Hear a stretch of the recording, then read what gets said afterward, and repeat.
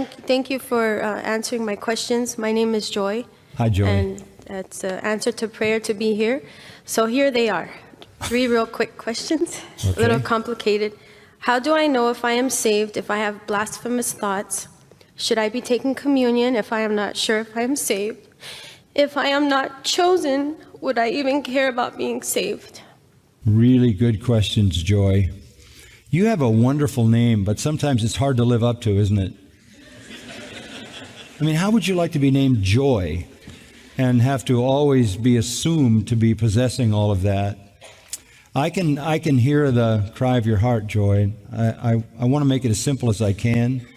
The fact that you are asking these questions is evidence of the work of God in your heart. It is evidence of your desire for Him and for salvation and to know Him. That is evident there. The fact that you would stand up in front of all of us and unbury your heart in such a sweet and honest way is evidence of the hunger of your heart to know Him, and I think that's what you're essentially saying. The way you know that you are saved is by your desire. Do you desire to know God? Yes. Do you desire that He would know you and love you? Yes. Do you desire to love Him? Yes. Do you desire to honor Him? Yes. Do you desire to obey His word? I do, but I can't do it on my own strength. Well, of course not. Join the club. And that's why we're all here. This is the same with all of us. It's all of grace, isn't it? It's all of grace. The Apostle Paul in Romans 7 helps us because this is the Apostle Paul. This is the one that we would elevate as the supreme example of a Christian. And he says, he calls himself a wretched man because he says, I do what I don't want to do and I don't do what I want to do. He said, there is a principle in me that loves the law of God, but I see another principle in me warring against the principle of my mind, and it's the principle of my flesh, and it causes me to do the very opposite of the things I want to do. And he says, oh, wretched man that I am, who will deliver me from the body of this death? And that's a very interesting illustration. One of the ways that murderers were punished in the ancient world was that the victim that they had murdered was strapped to their body, and eventually the decay from the corpse would destroy them. Paul feels, even though he's a believer, that he's got the dead body of his sinful nature still tied to him. So what you're saying to me is essentially the same cry that came out of the noblest of all Christians.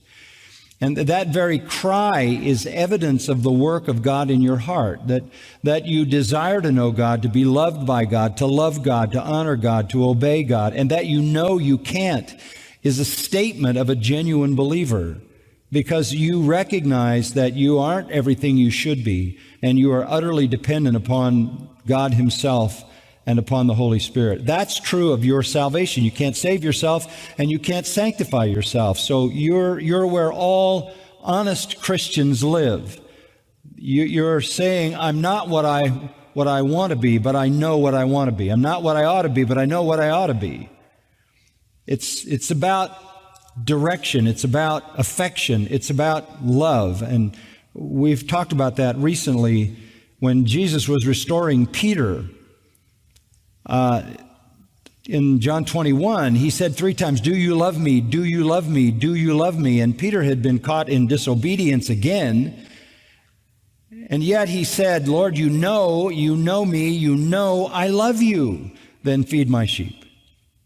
He accepted the failing life of Peter, the tendency to be disobedient, and even maybe to have ungodly thoughts, which is just part of that remaining sin nature. But he accepted that man, and he accepts all of us if we love him, and calls on us to love him more. So you don't want to evaluate the character of your salvation by your failures. You want to assess the genuineness of your salvation by your desires, by what you love, what you long for, what you want. And you're here. And that says everything. This is not a place for people running from God. This is a place for people running to Him. But asking the question is important. The purest joy, to kind of play on your name a little bit, the purest joy in the Christian life comes when we are obeying Him, loving Him, serving Him, worshiping Him. That's when we enjoy the most assurance. Security is one thing. Security means that I am saved and He will keep me until I see Him face to face. I'm secure in Him. That's not assurance. Assurance is the confidence I have in my mind of my salvation.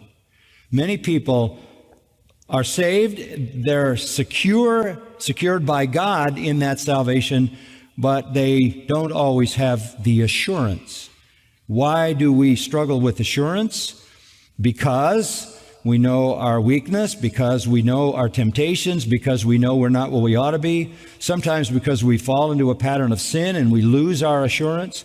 Sometimes because perhaps we have been taught wrongly that you might do something and cause you to lose your salvation, and that generates a certain amount of fear. But to go back to the main point, the very desire of your heart is the evidence of the work of God in your life, because unregenerate enemies of God don't have those desires. Okay? Does that help? Thank you. Thank you, Joy.